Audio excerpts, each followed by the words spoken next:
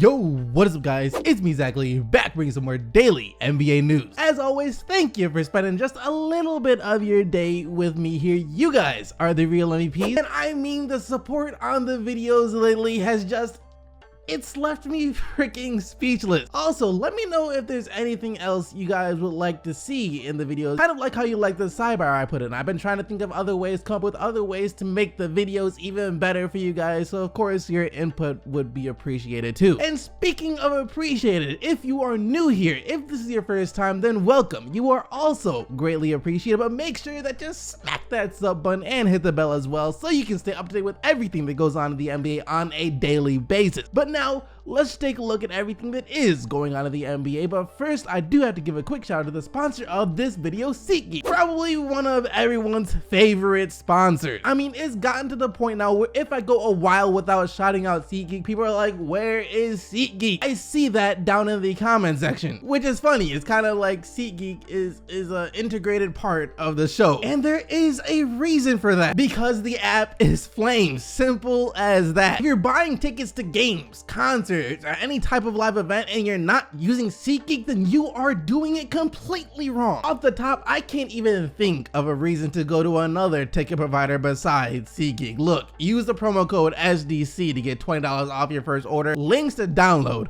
are in the description box below. For our first story, and this one gets me pretty hyped if I'm going to be honest here, as DeMarcus Cousins is back in the news once again, as he sent out a message on Twitter yesterday to anyone that is doubting him and whether or not he will be able to return as the same player that he was before he suffered his Achilles injury, as he tweeted out this yesterday. 32-year-old Dominique Wilkins injured his Achilles in 1992, comes back the next season to average 30 points per game. Hashtag the resurgence, hashtag zero doubt. And guess what? The guy that Boogie hopes to be like, Dominique Wilkins, responded to DeMarcus Cousins on Twitter by saying, hard work, dedication, positive mindset equals defying the odds. You can do it, bro. Tune out the world in any doubts. Hashtag grind hard. I hope, matter of fact, I'm not even going to say hope because I'm not going to let any doubt enter my mind about this topic right here. I have no doubt that DeMarcus Cousins will come back next year better than ever, just as good as he was last year when he was shredding up the league before he got injured. Just watch, he was playing some amazing basketball before his injury struck, and he still has a lot left in the tank after the injury. He will bounce back just fine. That being said, of course, teams are still going to be cautious when it comes to giving DeMarcus Cousins a contract this summer. Not too many teams are going to be willing to throw him the max contract like they would have been had he not gotten injured. But I know there will be at least one team out there that will be willing to roll the dice on DeMarcus Cousins, and the team that does that is going to look like a freaking genius once they do. Next up in the news, we talked a little bit about Draymond Green's mom and the beef that she had with Stephen A. Smith in yesterday's video, and a lot of people in the comment section,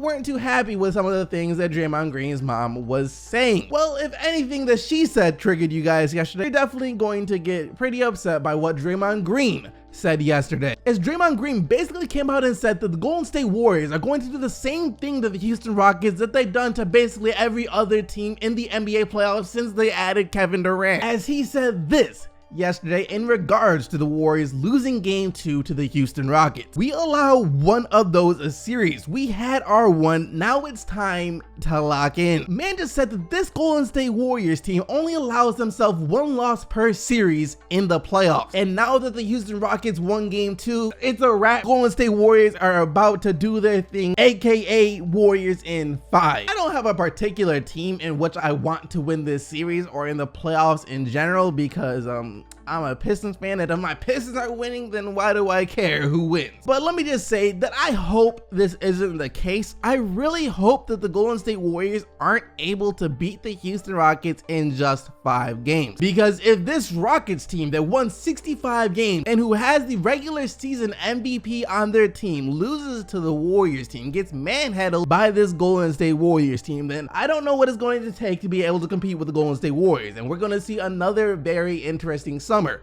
where teams are scrambling to try and form a super team good enough to take on the Golden State Warriors. For our next story, one major, huge headline from yesterday was LeBron James admitting to losing sleep over losses in the NBA playoffs, as he said this before the tip-off of Game 3 between the Boston Celtics and the Cleveland Cavaliers. I mean, I lose sleep. I mean, at the end of the day, when you lose any game in the postseason, you lose sleep. So it's never comfort. Playoffs is never comfort. There's nothing about the playoffs that's comfortable until you either win it all or you lose and go into the summer, which is kind of interesting coming from LeBron James, because while he may be saying this now, up until this point in the playoffs, his whole thing is that he has had zero level of concern even when his team loses. However, I guess you could say that losing sleep and having no concern are two different arguments. You could lose sleep over a lot of things, out of frustration of just losing in general, or your team not playing up to your expectations, something. However, he might not be concerned because he knows what the Cleveland Cavaliers and himself are capable of doing, so maybe that's why he's not concerned, but at the same time he's losing sleep. Look, there's a whole argument that could be made for both of those things. But what I find even more interesting is that I specifically remember LeBron James saying that he no longer loses sleep over losses since he has lost 5 times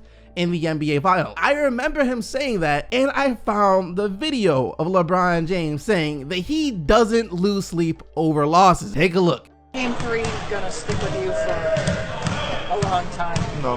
No? No. I mean, listen, I've lost 5 finals. What are you going to do about it? Right. No. What's going to stick with me is seeing my daughter smile, seeing my kids graduate high school, college, hopefully my daughter go off and meet the man of her dreams, and that's what's going to stick with me. I keep telling y'all, these games and wins and losses, yes, it's all, I love it, but it's not the A-all and N-all for me. So I've had so many moments of this game that I'm going to cherish, but Game 3 here in the finals or game, I'm good. I don't lose sleep anymore. And that was just from last year, so it's not like too much time has passed for him to change his mind about this subject. So I really don't know what to think here. Moving on though, of course Game 3 between the Cavs and the Celtics went down yesterday, and this was a game where you just knew the Cavs were going to win. I don't think anyone expected anything different than what the Cavs were able to do yesterday. This was a must-win game for them. We expected them to come out playing extremely desperate, trying to hit the Celtics hard early, and that is exactly what happened, as the Cavs now bring the series to 2-1 against Boston with a 30-point blowout win. And Terry Rozier after the game said he felt that this was just the loss that the Celtics needed. We needed to get our butts whipped, come back to reality. Maybe, just maybe, this Boston Celtics team has started to get a bit full of themselves after how well they have been playing in the NBA playoffs, going up 2-0 on the Cleveland Cavaliers in the Eastern Conference Finals, because you remember the entire playoffs before this, they were considered to be the underdog. They came into the playoffs with the mindset of, we're going to have to prove people wrong, since everyone was counting them out in the first round against the Milwaukee Bucks, since they weren't going to have Kyrie Irving. So they always had this underdog mentality, and then they lost it once they started to exceed everyone's expectations just by making the Eastern Conference Finals, let alone going up 2-0 on the Cleveland Cavaliers. So maybe this loss will get the Celtics back to how they were playing before this loss. Anyway, something that I find to be extremely interesting about this game is the fact that Rodney Hood didn't play for the Cleveland Cavaliers. Now, I don't think it's interesting that he didn't play because he's like a good player or anything. No, he's been really bad for the Cleveland Cavaliers in the playoffs so far. But what's interesting about it is the fact that this happened game after Tyronn Lue was called out by a reporter for leaving Rodney Hood in the rotation despite him playing so bad. You guys remember that interview? You're not getting a lot of contributions out of a lot of guys right now, but why is Rodney Hood still in the rotation? Because I want him there. What has he done to show? Well, what has he done to show you that he deserves those minutes?